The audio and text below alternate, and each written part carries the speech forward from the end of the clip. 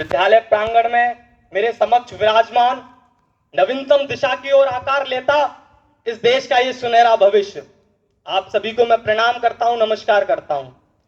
सर्वप्रथम अपने परिचय से, अपनी कविता के परिचय से आपके बीच शुरुआत करना चाहता हूं कि मैं छोटा सा कलमकार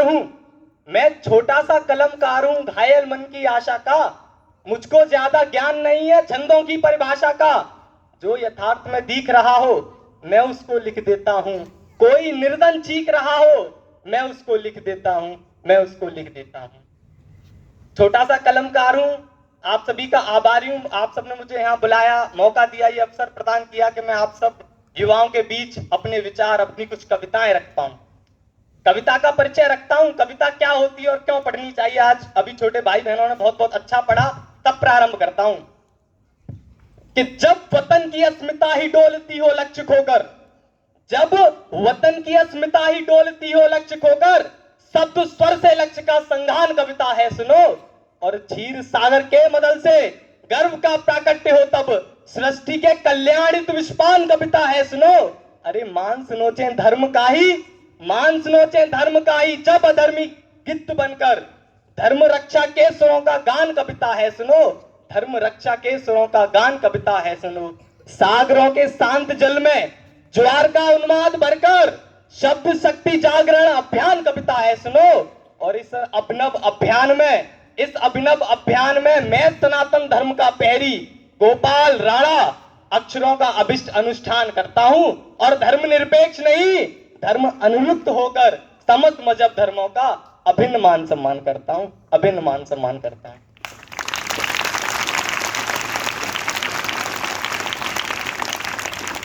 राष्ट्र की चरण वंदना में शब्द बुद्धि की अधिष्ठात्री मां शारदे का ध्यान करता हूं और अत्यंत अनुत्तत भाव से नतशीश होकर विद्वत मंच सहित आप सभी देश प्रेमियों को प्रणाम करता हूं। आप सभी देश प्रेमियों को प्रणाम है। यहाँ उपस्थित समस्त शिक्षक गणों को प्रणाम है। आज आप सभी जानते हैं हम अपना कारगिल विजय दिवस मना रहे हैं। सन 1999 जब हमने पाकिस्तान को खदेड़ा और पाकिस्तान से जब हमसे भिड़ा है तब तक उसने मुंह की गाई है। तब मैं पढ़ना चाहता हूं, इस दौरान हमने अपने कई सैनिकों को गवा दिया था साहब। तब मैं पढ़ना चाहता हूं, उनको श्रद्धांजलि देने के साथ अपने शब्दों से श्रद्धांजलि देना चाहता हूं। पंक्तियां रखता हूं कि जीत का जज्बा लेकर अपना बलिदान दिया था, देश के हर व्यक्ति को नया हिंदुस्तान दिया था। आज उन्हें समर्पित अपनी कलम करता हूं। उन वीर शहीदों को शत-शत नमन करता हूं। किस लिए आया हूं, क्या पढ़ना चाहता हूं, बताना चाहता हूं। किस पर कविताएं पढ़ना चाहता हूं, बताना चाहता हूं कि वो लोग युद्ध में झूम झूम धरती की रज को चूम चूम काया को खोकर चले गए, न्यौछावर होकर चले गए। वो लोग छोड़कर सुख साधन चंडी का करके आवाहन, माटी में रसते रसते बलिदान हुए हंसते हटे। जो कटे किंतु पर झुके नहीं, मिट गए किंतु पर रुके नहीं, टकराकर चकनाचूर हुए पर कभी नहीं मजबूर हुए। माटी का मान बढ़ाने की, इतिहास अमर कर जाने की, भूखों भव्यता दिलाने की सुंदर थी जिन वीरों की अभिलाषा। हाँ, उन्हें पूजने की आशा। और चार पंक्तियां पढ़ता हूं, आप बहुत सुंदर सुन रहे हैं कि ना हिंदू नजर आते हैं, ना मुसलमान नजर आते हैं, न सिख नजर आते हैं, ना ईसाई नजर आते हैं। अरे यहाँ हर वो शख्स जिसकी धड़कनों में तिरंगा धड़कता है। मुझे तो वो लोग पूरा हिंदुस्तान नजर आते हैं।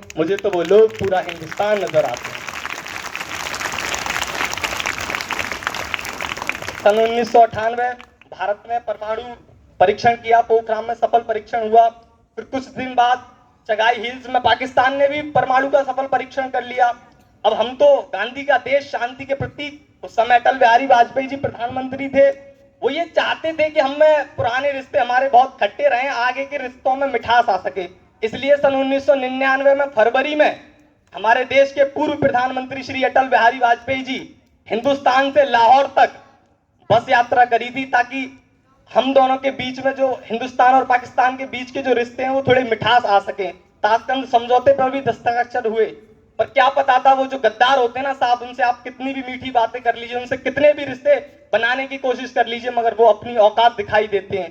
फरवरी में ताशकंद समझौता हुआ, 3 मई को उन्होंने ये कारगिल में जो हरकत थी वो कर दी। हुआ ये था कि जो कारगिल के कुछ जिले हैं वहां पर बहुत ठंड पड़ती है जनवरी फरवरी मार्च के महीनों में, तो जब शिमला एग्रीमेंट हुआ था तब ये बात हो गई थी कि हम भी हट जाया करेंगे अपने और आप भी हट जाया करना, मगर वो हम तो हट गए थे, अपने पहाड़ों से उतर आए थे, मगर उन लोगों ने हमारी भी चौकियों पर कब्जा कर लिया था, उन्होंने अपनी औकात दिखा दी थी, उस समझे तो वो झोंक दिया था। तब आक्रोश में पंक्तियां पढ़ता हूं साहब। अंधों को दर्पण क्या देना, अंधों को दर्पण क्या देना, बहरों को भजन सुनाना क्या, जो रक्तपान करते हो उनको गंगा का नीर पिलाना क्या। अरे हमने जिनको 2 आंखें दी वो हमको आंख दिखा बैठा, हम शांति यज्ञ में लगे रहे वो श्वेत कबूतर खा बैठा। अरे वो छल पे छल करता आया, हम अड़े रहे विश्वासों पर, कितने समझौते थोप दिए हमने बेटों की लाशों पर। अरे अब लाशें भी ये बोल उठी कि अंतर मन से घात करो, दुश्मन जो भाषा समझ सके अब उस भाषा में बात करो, दुश्मन जो भाषा समझ सके अब उस भाषा में बात करो। और बात करी भी गई है, आपको उरी याद होगा, आपको कारगिल याद होगा, सन 71 याद होगा, सन 47 याद होगा, ये हमसे जब जब भिड़े तब तब इन्होंने मुंह की खाई है। तब पढ़ता हूं, आगे की पंक्तियां पढ़ता हूं कि ए पाक तुम्हारी धमकी से ये धरा नहीं डरने वाली, ये अमर सनातन माटी है ये कभी नहीं मरने वाली। अरे तुम भूल गए सन 48, तुम भूल गए सन 48, पैदा होते ही अकड़े थे हम उन लाहौरी बकरों की गर्दन हाथों से पकड़े थे। अरे तुम भूल गए सन 71 को, तुम भूल गए सन 71 को, जब तुम ढाका में ऐठे थे हम उन कबाइले बकरों की गर्दन हाथों से पकड़े थे, हम उन कबाइले बकरों की गर्दन हाथों से पकड़े थे। अरे तुम भूल गए कारगिल का रण, तुम भूल गए कारगिल का रण, हमने हिमगिर पर लिखी कहानी थी, इस्लामाबादी गुंडों को जब याद दिलाई नानी थी। अरे तुम सारी दुर्गति भूल गए, फिर से बवाल कर बैठे हो, है उत्तर खुद के पास नहीं हमसे सवाल कर बैठे हो। बिगड़ैल किसी बच्चे जैसे, पंक्तियां पढ़ता हूं साहब, ध्यान मांगता हूं आप सभी का, कि बिगड़ैल किसी बच्चे जैसे, उत्तर देता हूं पाकिस्तान को पंक्तियों से, बिगड़ैल किसी बच्चे जैसे हालात तुम्हारे लगते हैं, तुम भूल गए रिश्ते में हम बाप तुम्हारे लगते हैं, तुम भूल गए रिश्ते में हम बाप तुम्हारे लगते हैं। और क्या करें, वो बेटा बड़ा बदतमीज है, भूल जाता है, बार बार धमकियां देता है, कभी एटम बम की देता है, कभी कुछ की देता है। देखिए मैं विज्ञान का छात्र रहा हूं, मुझे पता है एटम बम के इस्तेमाल से क्या होता है, मगर जाहिल है उन्हें कौन समझाए। तब पंक्तियां पढ़ता हूं, जब वो धमकियां देता है एटम बम की, उसका भी प्रत्युत्तर मैं दे देता हूं। हम बेशक शांति का प्रतीक है, मगर ये देश नेताजी सुभाष चंद्र बोस का भी है। जब मान और सम्मान की बात आती है तो हम शांति और इसको भूल जाते हैं। तब पंक्तियां पढ़ता हूं कि बेटा पिटने का आदी है, बेटा पिटने का आदी है, बेटा पूरा जेहादी है, बेटे की किस्मत में बर्बादी ही बर्बादी है, पर तेरी इस बर्बादी को हम खुद को बर्बाद नहीं होने देंगे। हिंदुस्तान के सीने पर हम जिहाद नहीं होने देंगे, हिंदुस्तान के सीने पर हम जिहाद नहीं होने देंगे। वक्त वक्त पे वो भीख मांगने चला जाता है, कभी अमेरिका कभी यूएई जाता रहता। तब पढ़ता हूं कि तू रख हथियार उधारी के, तू रख हथियार उधारी के, हम अपने दम से लड़ लेंगे, और एटम बम से भी अगर लड़ना पड़ा तो एटम बम से भी लड़ लेंगे। अरे जब तक तू बटन दबाएगा, जब तक तू बटन दबाएगा हम पृथ्वी नाग चला देंगे, और जब तक तू दिल्ली ढूंढेगा हम पूरा पाक जला देंगे, हम पूरा पाक जला देंगे। उसके पास खाने के लिए अनाज नहीं है और लगा पड़ा रहता है, बस जब देखो कभी कोई मेजर धमकी देता है, कभी कोई मेजर धमकी देता है, और जब जब भिड़े मुंह की खाई है।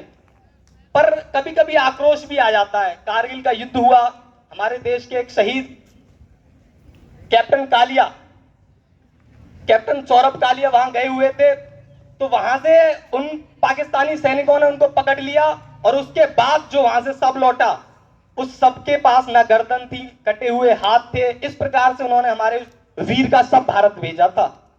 जब मैं कविताएं पढ़ता हूं तो बड़ी मर्यादाओं में शब्द चुनता हूं, मगर जब ऐसे शब्द लौट के भारत आते हैं तो आक्रोश में क्या लिख सकता है कभी, वो आक्रोश की पंक्तियां पढ़ता हूं। पंक्तियों पर ध्यान देना कि ए पाक तेरी नापाक धरा की मिट्टी को, ए पाक तेरी नापाक धरा की मिट्टी को शौर्य से शीतल कर देंगे, तुम जन्मों तक गिन ना पाओगे हम इतना पीतल भर देंगे, तुम जन्मों तक गिन ना पाओगे हम इतना पीतल भर देंगे। और आतंकवाद के हित फैली हर जोरी को फाड़ेंगे। तुम्हारी नस्लें भी पीतल की होंगी, हम इतनी गोली मारेंगे। तुम्हारी नस्लें भी पीतल की होंगी, हम इतनी गोली मारेंगे। ये आक्रोश की पंक्तियां थी, मैं आक्रोश में पढ़ रहा था। अब आगे बढ़ता हूं, बहुत बात कर ली उसकी, अब अपने मुल्क की भी कुछ बात कर लेते हैं। बहुत समय जाया कर लिया उसको, इतनी पंक्तियां काफी हैं उसके लिए। अपने मुल्क पर लौट के आता हूं। मुझे नए युवा दिखाई दे रहे हैं, छोटी बहन दिखाई दे रही है, भाई दिखाई दे रहे हैं। मैं बड़ा आज सौभाग्यशाली महसूस कर रहा हूं कि मुझे आप जैसे युवाओं के बीच कविता पढ़ने का अवसर मिला है। मैं कुछ मन की बात आप तक पहुंचाना चाहता हूं, पहुंचे वो आप तक। बात क्या पहुंचाना चाहता हूं साहब, जब भी मुझे युवा दिखते मुझे अंदर से न जाने कुछ पंक्तियां याद आती हैं कि संघर्षों के साए में इतिहास हमारा पलता है। जिस ओर जवानी चलती है उस ओर जमाना चलता है, जिस ओर जवानी चलती है उस ओर जमाना चलता है। इस मुल्क को साहब एक सुंदर मुल्क बनाना है, और वो मैं और आप हम सब मिलकर बनाएंगे। आने वाले समय में आप में से कोई डॉक्टर होगा, कोई इंजीनियर होगा, कोई प्रशासनिक अधिकारी होगा, हो सकता है कल कोई प्रधानमंत्री भी हो। तब मैं उस उम्मीद पर आपके बीच कविता पढ़ता हूं, कौन है साहब हम और कहां इस देश को ले जाना है। हम वीर शिवा के वंशज हैं, राणा की चौड़ी छाती हैं। हम टीपू की तलवारें हैं, टाटा टोपी के नाती हैं। अरे हम बंदा बैरागी हाड़ी रानी की कथा सुनाते हैं। हम रंग बसंती वाला चोला शाम सवेरे गाते हैं। अरे इस देश की नारी भी पुरुषों से आगे कदम बढ़ाती है।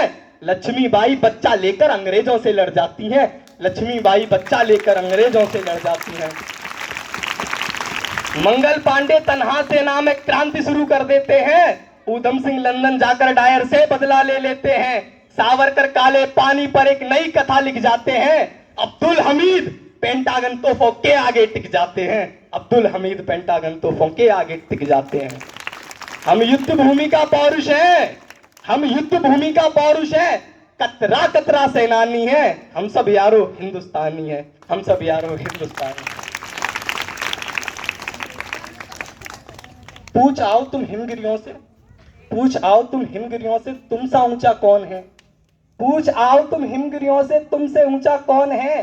पूछ आओ तुम हिमगिरियों से तुमसा ऊंचा कौन है। सागर की लहरों से पूछो तुम समूचा कौन है।